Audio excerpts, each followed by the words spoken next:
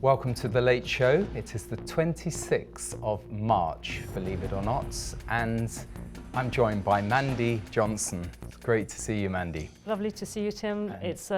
Thank you for having me. It's an honour and a pleasure to be here at Revelation TV.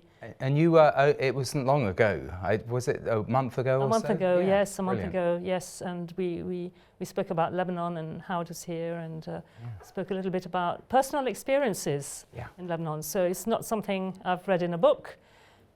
I've lived it. Exactly, you've lived it.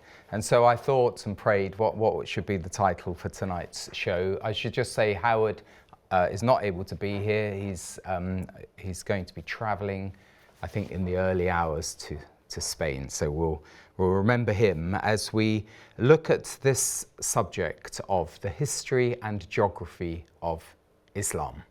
And we're not going to fathom all of the complicated history and geography, current geography of Islam, but it seems fitting, Mandy. We're still in Ramadan. I think it ends on the 30th. It does at the end of the month. And Ramadan, when they fast, they don't fast the way Christians fast.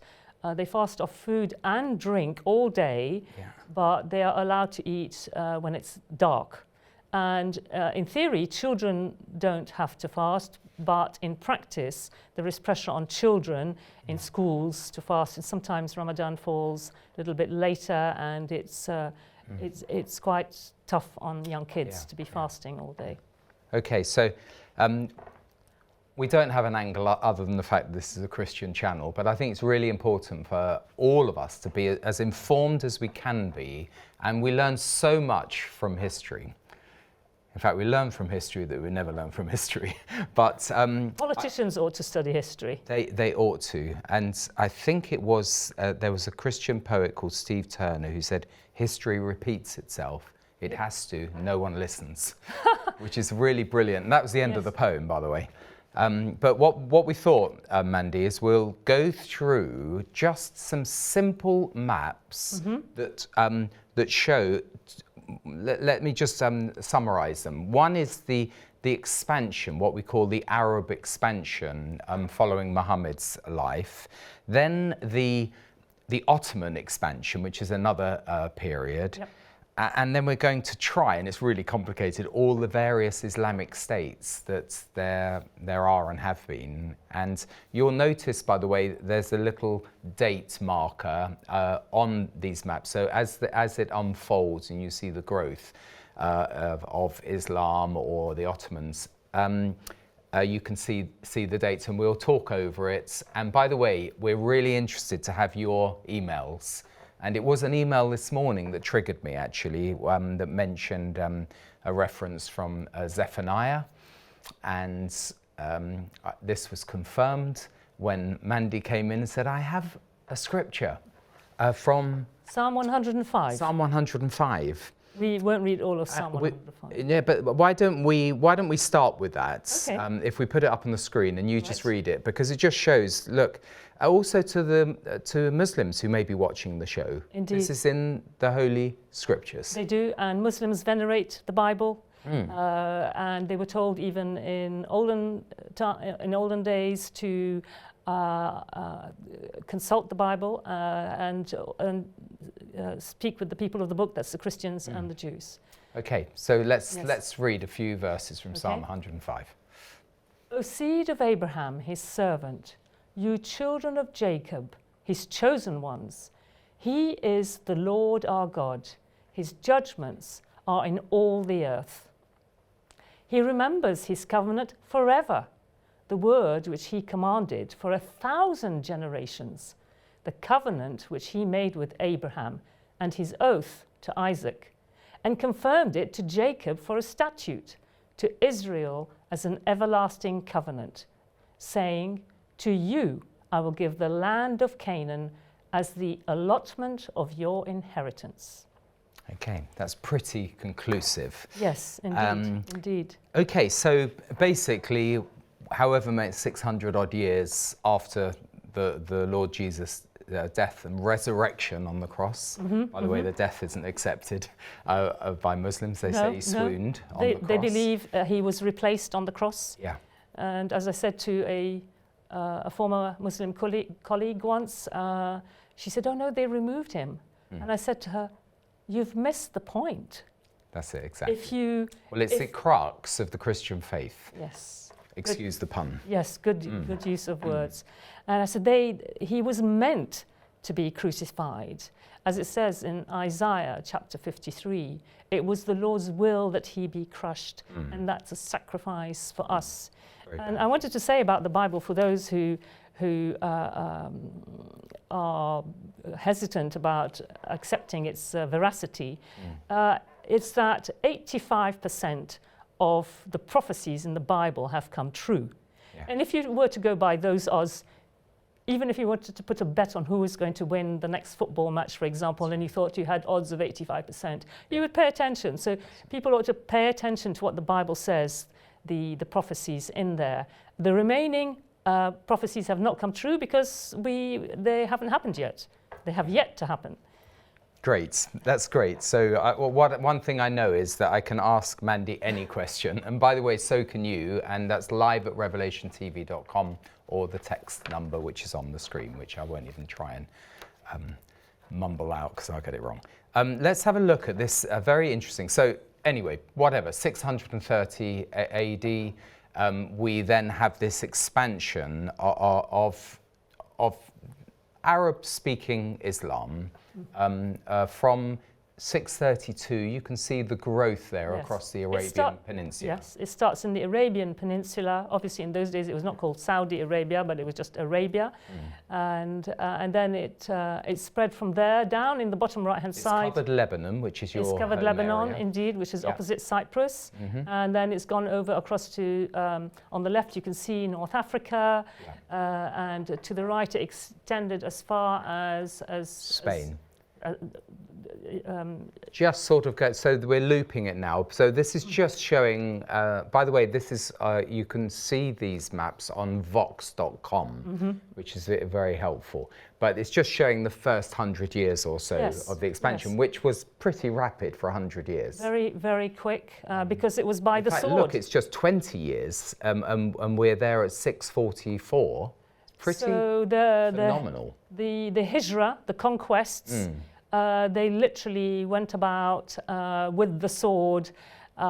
Anybody who would not accept Islam and submit to Islam, and that there is no God but Allah, and Muhammad is his prophet, they were slaughtered.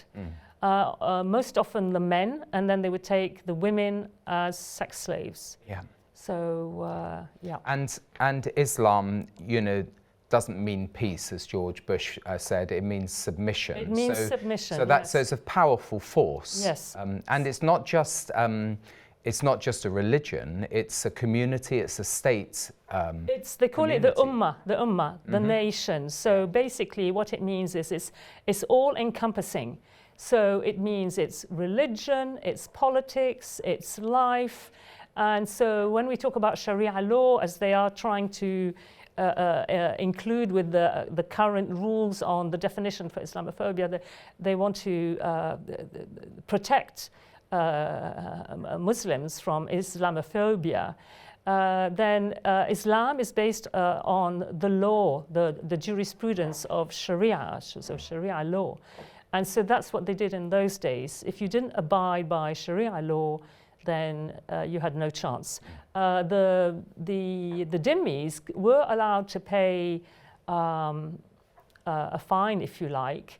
And the dhimmis meaning people of the book, the people of Jews the book, and Christians. The Jews and the Christians, and the non-believers, but it was a very heavy tribute that they had to pay. This tribute was probably equivalent to approximately a year's wages. Yeah.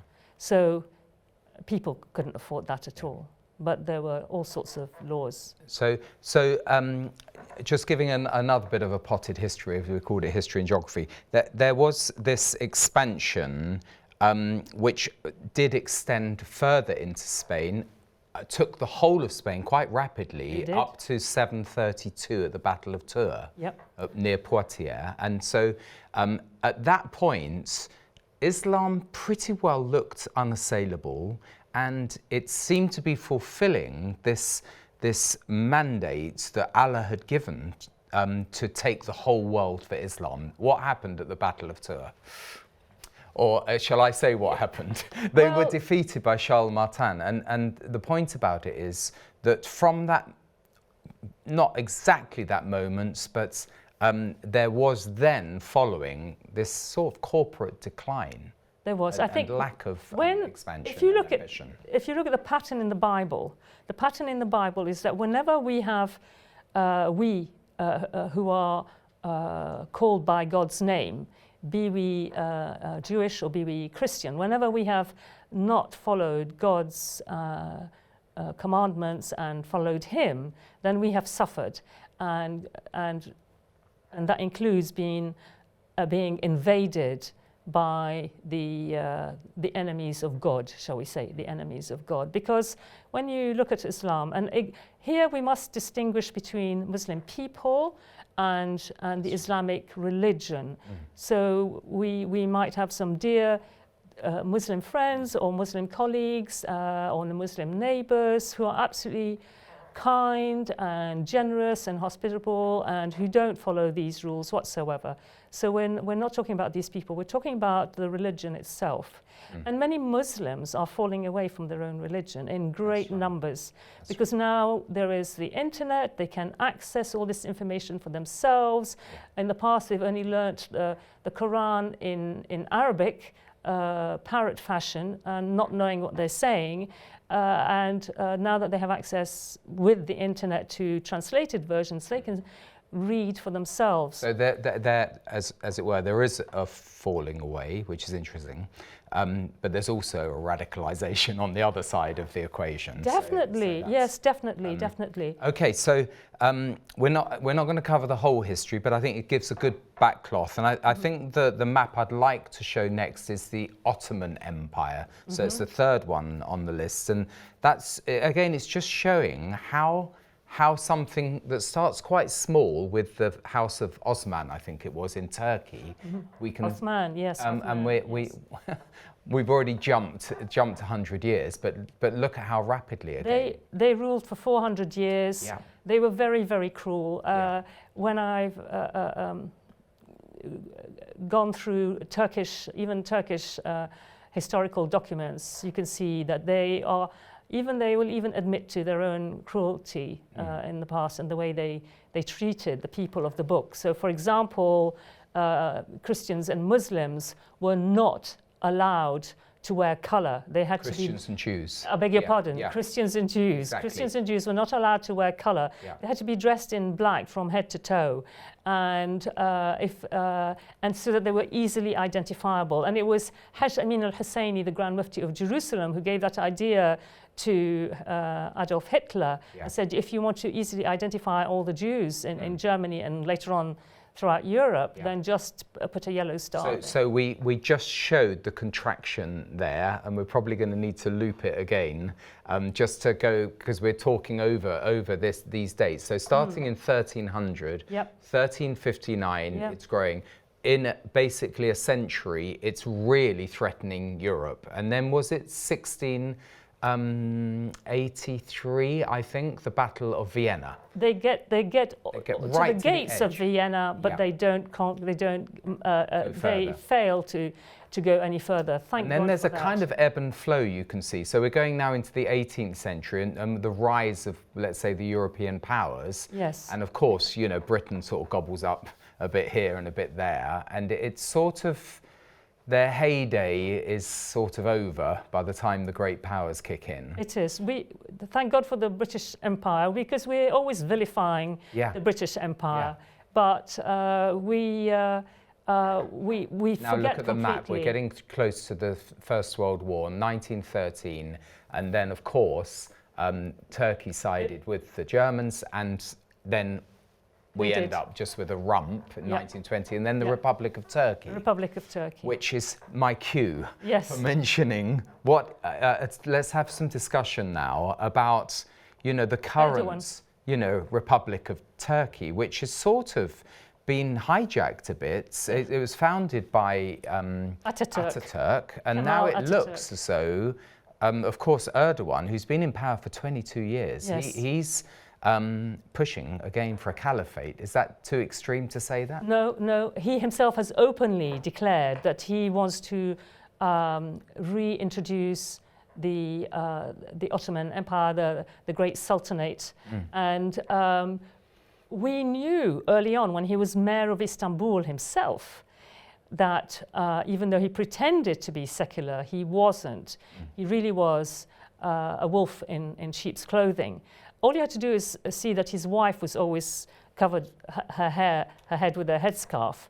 And so you knew that she wouldn't do, whereas the ordinary Turkish person didn't do that. And Kemal Ataturk, at the end of the First World War, and so he secularized Turkey. And Turkey thrived, and he got rid of the Arabic alphabet and introduced a European alphabet. But fast forward to Erdogan's day, from the time he was mayor of Istanbul, he really had his eye on reinstating the Ottoman Empire. And he went from being mayor to being prime minister to being president, and he planned his own trajectory. He planned so his own. He's very successful, but now there's this other mayor, the incumbent mayor, who is a threat. And he's been in politics for quite a while, but Erdogan sees him as a threat. Well, yes. Politically. Because Erdogan has arrested anybody who comes up against him, including the editors. For example, you had the editor of Hurriyet newspaper. Hurriyet means freedom. So, and he was in jail. And anybody... And his name's Ekrem İmamoğlu. He wrote a book. He wrote a book whilst he was in jail. So in Turkey, anybody who stands up to Erdogan has felt the power of his fist, if you like. And so this new mayor of Istanbul was hoping to put his name forward as a candidate for the next elections, and he's been arrested on false charges, corruption. Probably, I wouldn't be surprised if there were false corruption charges. And so but anyway, over 1,000 have been arrested with him, and so it's interesting after we've just gone through this whole history to realise it's still happening, and the situation in Turkey, we could just see the news that's current now. This is BBC News, and this article is saying, look, it's far more than just the fate of one mayor. Indeed. It's really at a tipping point, isn't it, Turkey? Well, some scholars of eschatology believe that the Antichrist will come from Turkey. And so, because if you look at the map, you'll see that Turkey is north of Israel, north of Jerusalem. Due north. So the Bible talks about the king of the north. That's right. So the king of the north, and Turkey really is due north of Israel. And by the way, so is the Donbass, and so is Moscow. But certainly, I know scholars would argue that Turkey is the one that's referenced. It's the one that's referenced because it's going to be where. Who is it who hates Israel? Who is it who hates Israel? And it has to be somebody. And it's a biblical land, and so I always, you take it seriously. You did a trip when there in October with Revelation TV, and there's so much history attached to Turkey and the 7 churches and so on. But there are many Christians. But in fact, there was an American Christian pastor who was a pastor there for 22 years who was arrested, and eventually, he was released. But life is very tough. Let's read a couple of emails, and then we've even got more maps for you. They're all from Vox.com. In fact, it was from a link that said 40 maps of the Middle East, so we're only doing 3, so we're sparing you them all. Eddie writes, Mandy reminds us of Islam's conquest. Islam, more than any other religion human beings have devised, has all the makings of a thoroughgoing cult of death. That is what Eddie says, and I'm reminded that we had a meeting called Pillar of Cloud after October the 7th, which was, knocking on for 18 months ago now. Yes, yes, indeed. And at this meeting, the former Archbishop of Canterbury, George Carey, was there, and I was holding the roving mic, and he stood up and wanted to make a point, and he said, there's no difference between radical Islam and Islam. It is all Islam, which is quite a powerful thing for a leading churchman to say. That is absolutely correct. If you read the Quran for yourself, or if any Muslim were to read the Quran for themselves, but not just read it as a book, because they need to understand the chronology. There is a chronology, but it's not presented sequentially, as I mentioned last time I was on the show. And so it's divided into the pre-Hijra, the pre-conquests, and the post-conquests. And all the peaceful verses, a lot of which were plagiarized from the Bible, talk about peace, make peace with the people of the book. However, after the conquests, that changes completely. It says, do not make friends with people of the book. The last chapter in the Quran is chapter 9. And in verse 29, it says, kill all those, in the Arabic it says annihilate, all those who believe not in Allah nor in the last day. So that includes apostates from Islam, Christians, Jews, Buddhists, Hindus, anybody who is not Muslim, a practicing Muslim, right? Practicing Muslim. So it is man-made, but being a Christian, I believe also it's demonic. So yes, it's man-made, but with demonic inspiration, if you like. Yeah. So we have to remember that Pastor McConnell, if anyone from Pastor McConnell's church in Belfast, remember when he said something similar, he was taken to court. Really? But he won the case. He's since gone to be with the Lord, but it's the wonderful church in Dublin, which is the Whitewell Tabernacle. And so he said something similar. You just reminded me. There's another map, which really shows how complicated. And when I looked at this map the first time, I thought, well, can we show it? Because it's got so much information on it.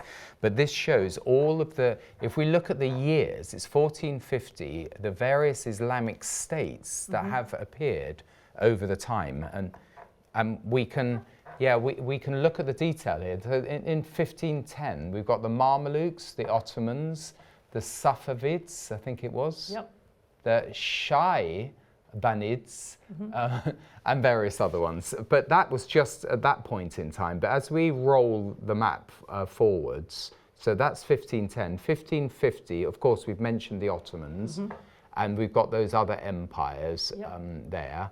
But bear in mind, look at the one down on the Safavid, which is covering Iran. Well, of course, that's now the seat of Shia Islam. If we go further, we see I think they even mention the Mughals. Yeah, the Mughal Empire goes right across to India. It does. You know, the famous sort of Taj Mahal was built, by Shah Jahan. Yes, they still have a large Muslim population in India. Yes, exactly. And then Yemen's mentioned there. Well, that's featuring in the news at the moment. It is not indeed, least the American attack there. Yes. And you've even got a Crimean Khanate. Can you believe that? So, present day Ukraine. And then we're up to 1700. We've got, and then look at how many are out there. And we haven't even got up to the Islamic State of, ISIL and ISIS. So it just shows that there's an appetite, let's say. Well, remember what God told us. He instructed us to go forth and multiply. And we didn't do a very good job of that.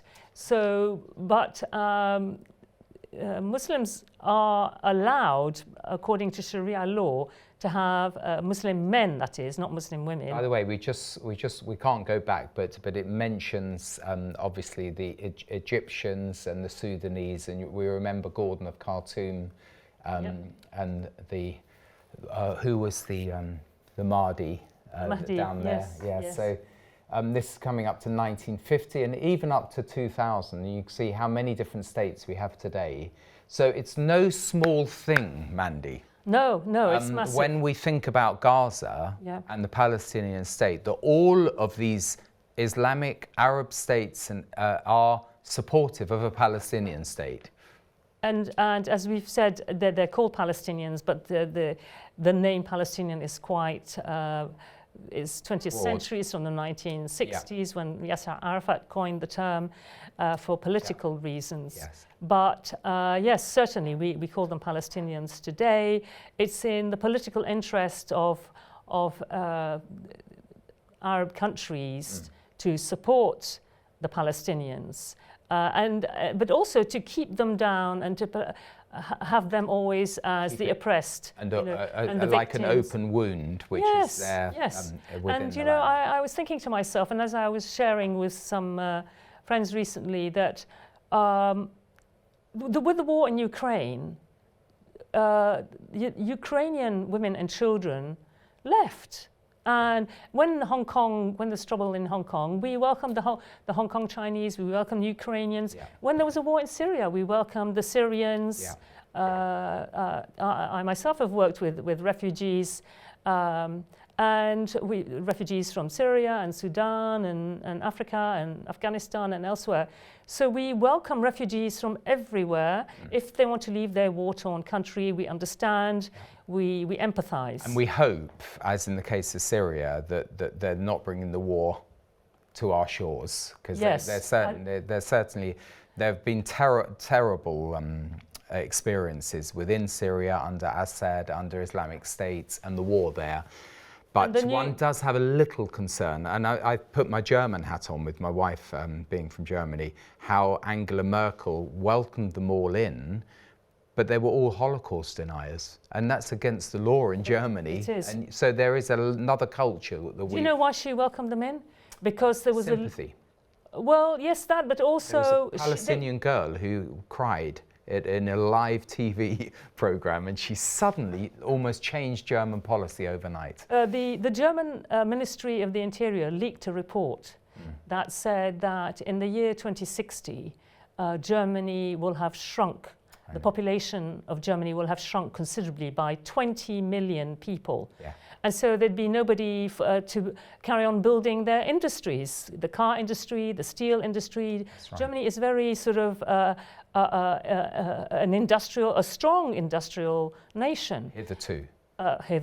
Yes. It is wobbling. outsourcing a lot of its work, shall we say. And even German companies, another subject, but they're investing more, or 15 times more out of Germany than inside Germany. Sadly, so they're not even investing in their own country. Though Berlin is still like a building site. Yeah. Or East Berlin, I should say. East Berlin is like a building site. So because she needed people, she thought, okay, let's allow, as well as the sympathy, thought, let's allow these 1.5 million migrants from the Middle East to come over. But when it comes to Gaza, where we are, or the Middle East, or the countries of the Middle East are saying, no, they need to stay there. They need to stay there. There was a Gallup poll 3 days ago that said 34%, or 32%, I think it was, 32% of Gazans who were polled 3 days ago said they would like to leave Gaza. Yeah, so that's a good cue. Before we go to this report on Gaza, I'm going to read a few more of your emails to encourage you to continue to write. And this is from Satinder. As far as I'm concerned, Islam is anti-Christian in its nature, challenging the very foundations of Christianity which lead to salvation itself. This is evidenced by Muslims believing Christ did not die on the cross, which we've talked about, which has already been stated. We're completely in tune here, Satinder. Also, the Dome of the Rock mosque, by the way, it's not a mosque, it's the Dome of the Rock. It has an inscription around the inside saying God has no son. Once again, as already stated, Islam came around 600 years after Christ, and I wouldn't be surprised if it was. No, you can't say that. My belief is that Mehdi, the Islamic savior, and the Antichrist are one of the same, as they both reign for 7 years. The reality is that Jesus is Lord. Jesus is the Son of God and God in the flesh. part of the Holy Trinity. That is the truth, the only truth. By the way, Satinder, that I said we couldn't read, was that it could have been 666 years after, but it wasn't quite that.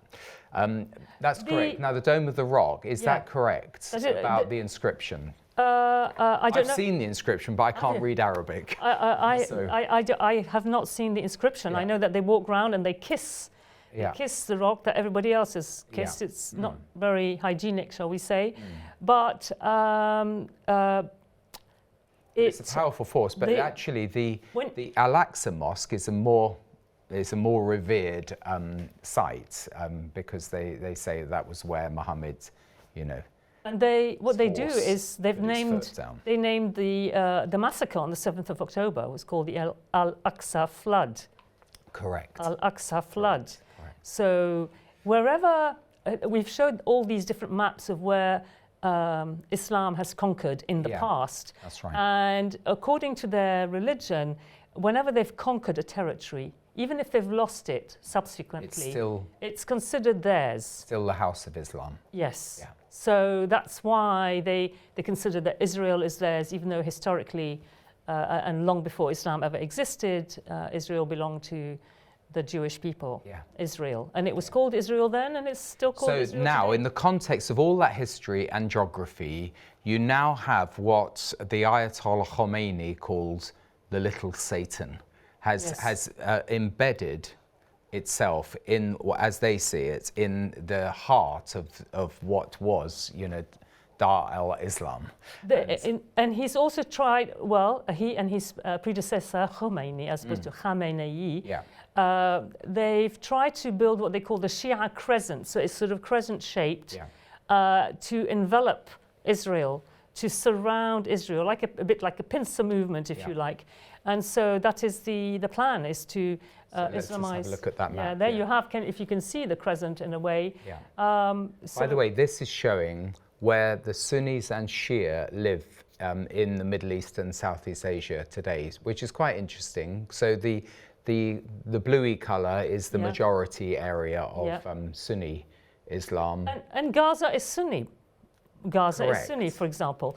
But they're still allied with Iran. But your home area, Lebanon, has Hezbollah, Party of God, which is Shia. So that's an interesting one. But they're not in the majority. The Sunnis amongst the Muslim population. The Even Sunnis, in Lebanon. Even in Lebanon, yes. They used to be, as I mentioned last time, a majority Christian. Now the tables have turned completely, and it's probably 70% Muslim, 30% Christian. Okay. So let's have a look at the CBM report. Now, after all that we've said, we now have an evangelical Christian who's due to be appointed the US ambassador to Israel, Mike Huckabee, former governor of Arkansas, and who ran for president. He's a Baptist minister.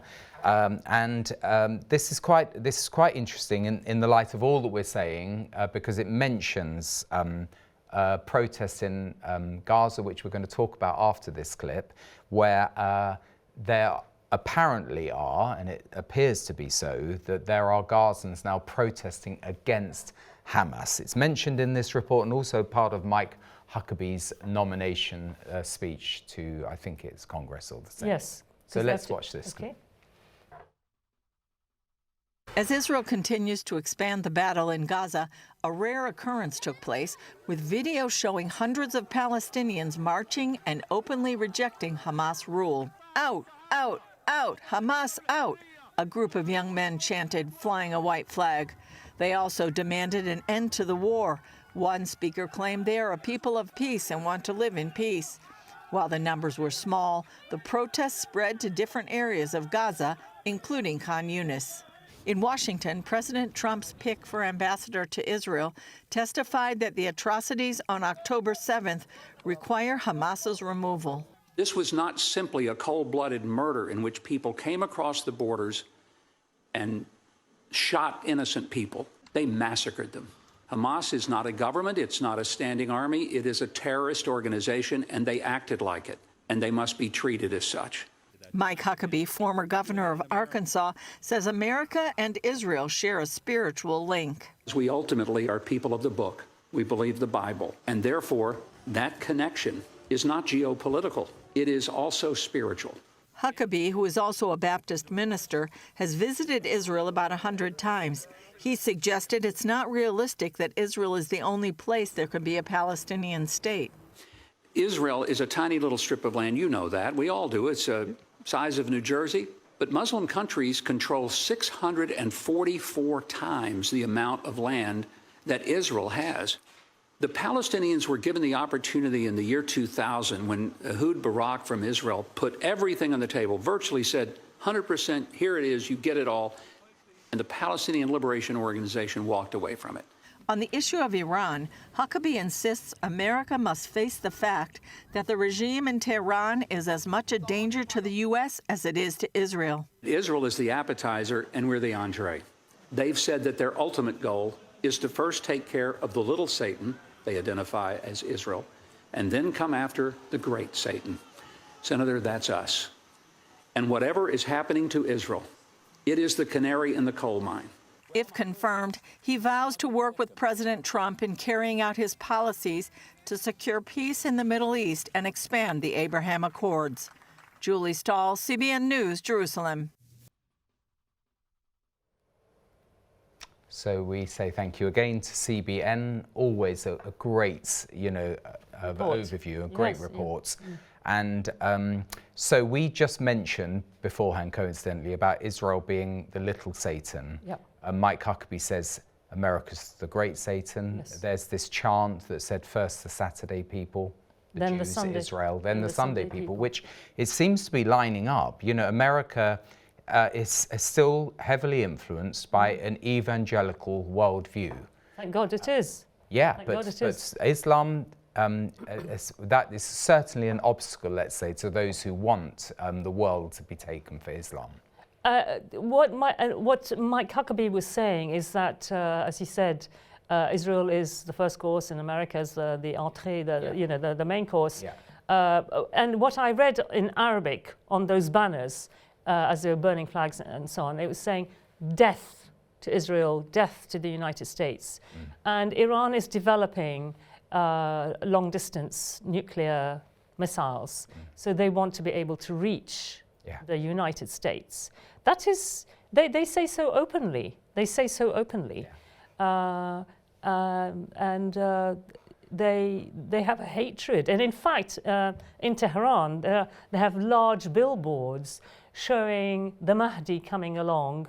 And they even have a picture of Jesus Christ, who is sort of walking with his shoulders hunched. Not that we know what he looked like, but he was a Nazarene. Portrait. So they say he's going to become a Muslim. Yeah. So they think he will come. They do say Jesus will come again, but they believe. And they say he's an Islamic prophet. Yeah, they believe in the prophet. Exactly, and they're thinking along human lines when they say God can't have a son. We are not thinking. With God, all things are possible. If God chooses to have a son, he can have a son. God can do whatever he wants. Yeah, that's right.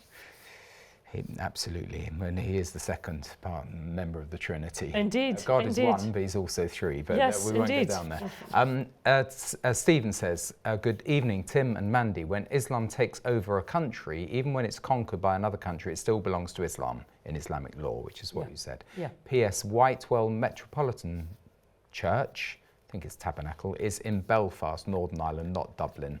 I don't think I did say it was in Dublin, but they're a great bunch of people, and I've met a few of the elders, and I think they're good, really good guys. Yes. Diane says, could there come a time in England where a major player in Islam in this country could give the word to all Muslim communities, moderate or radical, to kill Christians and the Jews in England, and if they did not act, they would be killed? Would all the Muslims obey, and we would have to be an underground church, or would they not do it as they love our country they now live in and the freedom they live in? Well, some radicals already call for that. Yes, every Saturday in London and all the major cities, not just around the UK but elsewhere in the Western world, but certainly when they say from the river to the sea, Palestine will be free. But they're also talking, and there have been attacks on Jewish people. Jewish schools in London have to have private security to protect them. They're afraid to show any signs of their Jewishness. So with the Sharia law that is coming in, not through the back door, but through the front door. Being welcomed by British governments. And with the definition that Angela Rayner has, Dominic Grieve is giving them advice. And if you look at the people who are on that committee, which is chaired by Wes Streeting, but every single name on that committee is a Muslim name. That's right. Every person is Muslim. There is no... There's no opinion from a Christian or an atheist or a Hindu or a Buddhist or a Jewish person, nothing. Well, I do remember many years ago, there was something called the Alexandria track of the Middle East peace process. And there was a meeting at Lambeth Palace when George Carey was Archbishop in the library. And they had Tamimi, who's the Palestinian leader. They had Rabbi Michael Melchior, who was the deputy foreign minister of Israel, and George Carey. And I was there as a kind of fly on the wall. I had a camera, and I think I've still got the footage, but I've sort of out of respect, I've not shown it. But what was most interesting is how everyone deferred to Tamimi. Everyone deferred to the Muslim. And I think that with Dominic Grieve, who does have sympathies for Israel, they're trying to manage it. And they think by adopting or encouraging, the flourishing of Sharia law in Britain, they can somehow blunt the dangers of it. But Sharia law means, as you would know, FGM. And the exploitation of women, and the subjugation of women. And it just seems really strange that after all the centuries of Christian tolerance in this country, we are just going in an opposite direction. Well, they believe that Sharia law is purely religious. But even if it were purely religious, there are some terrible things in the Quran. Misogynistic, not just misogynistic, or this new word, not just misogyny, but misogynoir. Okay. So racism, basically, and paedophilia, all sorts of terrible things in there. So it's a viper's nest, really. Yeah. And of course, now another thing in this history and geography of Islam is the rise. So we talked about the defeat at the Battle of Tours, the defeat at the Battle of Vienna, but it seems that there is now a resurgence, and a resurgence of general belief that Allah is blessing Islam with oil, with the petrodollar, and with the ability again to control the world, to take over territory. Tactically, it's very cunning, very cunning. But it is a fact that they do have the repositories of, liquefied natural gas and oil on a scale like. And they've grown, and we kowtow to them, all of them, and because even if you think about, go as far back as the Balfour Declaration, fast forward from the Balfour Declaration to 1948, and the British, in a way, were reneging on the original declaration. Certainly, the 1938 White Paper was a complete breach. Yeah. So, and although we say that we support Israel, we still, I feel like we are too afraid of the oil. The rich nations, right? We don't want to lose their... Not only afraid, I mean, we, like with China, we want to get, feed at the trough. We want to get the economic benefits ourselves and not lose out, and going back to the viewer who said, who was talking about, they're not really secular. So you might have a group that are secular, but I do believe that because they themselves talk about jihad, not just by, it used to be jihad by the sword, and now it's not jihad, well, it is in Gaza, it's jihad by the sword, but elsewhere in the West, it's jihad by the word. So definitely they are trying to Islamize and basically they try and scare people by using words like Islamophobia. So that's right, to stop a kind of program like this. Well, yes, but, you know, so be it. But now, if God is with you, who can be against you? Yes, amen, Romans 8. Yeah. Now, you made a comment about this Gaza process, which I think is worth us having a look at. So we've talked about protests in Istanbul, but this is in the news today. Hundreds join Gaza's largest anti-Hamas protest since the war began. Interestingly, it didn't initially come out on our news channels. It was in the Jerusalem Post, and I sent it to Howard overnight last night, and he was awake, so you know we were aware of it. But you have a question mark over whether it is a real protest or not. So I'm interested in that. I do, because when I saw that, I thought to myself, normally, Hamas are the ones who are in power, and anyone who comes up against them, even before the war, who would even want to protest again about the cost of living, for example, because there's so much corruption in Gaza, then they would either be killed or they would be maimed, right? Likewise, during this war, in the last 18 months, whoever's dared to speak up has been either killed, or silenced in some way. They dare not speak. They dare not speak. So the question is, has Hamas's power been eroded to the extent that people now feel free to protest, or do you think that they're still in power? No, I think they're still in power. Yeah. I think they're still in power. What we know from when they paraded all the young people when they were releasing the hostages, they had young boys about, 12 years old, holding these placards saying, we plant uprisers, the people who are uprising, just like we plant olives and figs. And so, there will always rise up against the tyrant. So they call Israel the tyrant. So there is the next generation is already there, and during the ceasefire that we've had from the end of phase 1 until now, they've been regrouping. So although the top echelons of Hamas have been eliminated, they still have lots more coming through the ranks. Yeah. And they've been regrouping the people as well as their arms and ammunition. But also, so as I said, they're not allowed to speak up.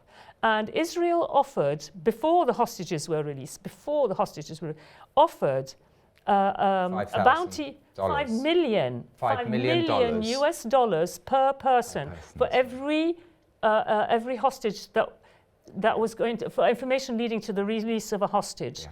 Because they do know, because not all of them are hidden in tunnels, some of them are hidden elsewhere in people's houses, as we've seen from those who've been released. So how many came, Tim, how many came forward? Well, you asked me just before the show. Yes. And zero. Zero, exactly. Yeah. So zero have come forward. So why suddenly those who had a chance? Well, there have been a lot of bombardments since the war began. So I would say that Hamas are eroded, but they're still in power. They have a spirit of martyrdom. Yes. They have a spirit of martyrdom. So I don't think, I think some are definitely fed up with the war, but also Hamas have been stalling with, they want an end to the war. They themselves have said they want an end to the war. They don't like the fact that Israel has stopped the ceasefire because they're firing. And so whether they want an end to the war, they certainly want a ceasefire so they can regroup. So they can then regroup. I mean, they're going to continue. So they're now sending out the civilians. They always send out the civilians. Human shields. What they do, here's what I thought. Yeah. In wars all the way around the world, combatants come to the surface and they send their civilians underground into shelters. Hamas do the opposite. They themselves go into the shelters, the Exactly. tunnels, and they send all the civilians to the surface. Exactly. A couple more texts and emails. This is from Mr. M. Erdogan supplied weapons to a partner country to kill off all the Armenians. He helped to cut all supplies of food by blocking roads in and out. That is a very interesting point. Erdogan, by the way, also, I remember years ago, was supplying Gaza, with ships of weapons. ISIS as well, yeah. ISIS. So he's, he sees himself as a sort of regional player. His son-in-law was, well, in fact, it was the editor of one of the Turkish newspapers that published on the front, I think it was the front page, pictures of Erdogan's son-in-law involved in the smuggling of arms to ISIS into Syria, because obviously Turkey has a border with Syria. Yeah. And so guess what happened to the editor of that newspaper? Yeah. So he ended up like Khashoggi. He was certainly imprisoned. that was dreadful, absolutely dreadful. Absolutely dreadful. Yeah. So this email comes from someone you know. I'll read her name at the end. The full inscription is below in Arabic and translated. This is regarding the Arabic Islamic inscriptions on the Dome of the Rock. The full inscription, by the way, we can't show the Arabic because it's in an attachment. But anyway, translated into English, in short, the Islamic inscription on the Dome of the Rock denies Jesus as the Son of God, and it denies the Trinity. We can only pray for the eyes of Muslims to be open to the truth of Jesus, which Satan tries so hard to hide from them. Thank you for a wonderful program. That is from Kim from London. Yes. Yeah, I think you know her. I do. Your sister. Yes, indeed. Indeed. This is from Brian. Hello, Kim. Yeah, it's good. We're all family here, so Indeed, yeah, it's great. Good evening. Islam, as you say, means submit, but Islam sounds to... now, this is one of Brian's. Brian is very good at listening to the sounds of words, and I'm going to read this in faith, Brian. I don't always follow the thread, but Islam sounds to me a bit like his lamb, in replacement of Jesus Christ, the Lamb of God, who did in fact submit himself to the Pharisees and Roman Gentiles as a lamb on behalf of his Father God, as his final sacrifice for Israel and mankind, as God's payment for the sins of mankind, i.e., for those that would rule with God, Israel's meaning through himself, Jesus Christ, as God's conduit. When Jesus told his disciples, also for those of his church that were to follow him, that when they prayed, they should pray to their Father in heaven, i.e. through himself. This seems pretty conclusive to me, as it should to anyone, including Muslims, whose religion they named Islam and whose... I can't read all of what you've written, Brian, because we might start a demonstration, but always interesting and sometimes we can glean some interesting thoughts, but the peace of Jerusalem, i.e. shalom, and that's from Brian. And people do mix up shalom with Islam. Because George Bush did. Yes, salam. So Arabic and Hebrew are first cousins on the Semitic language tree. For every S you have in Arabic, or even in English for that matter, it's a sh sound in Hebrew. So salam is shalom, peace, that is peace. But Islam is submission. Correct, exactly. This is from Deborah. My husband has been saying for a long time that Islam wants to take over the UK and the world, and she appreciates what we're... It does. They say so openly. Stephen says, further to the email above, we as British citizens need to open our eyes to the surge of practicing Islamic people who are pouring into Britain. The British authorities are in fear on how to deal with the Islamic nation in the UK and siding with them against Christian believers. Remember Christian Lebanon.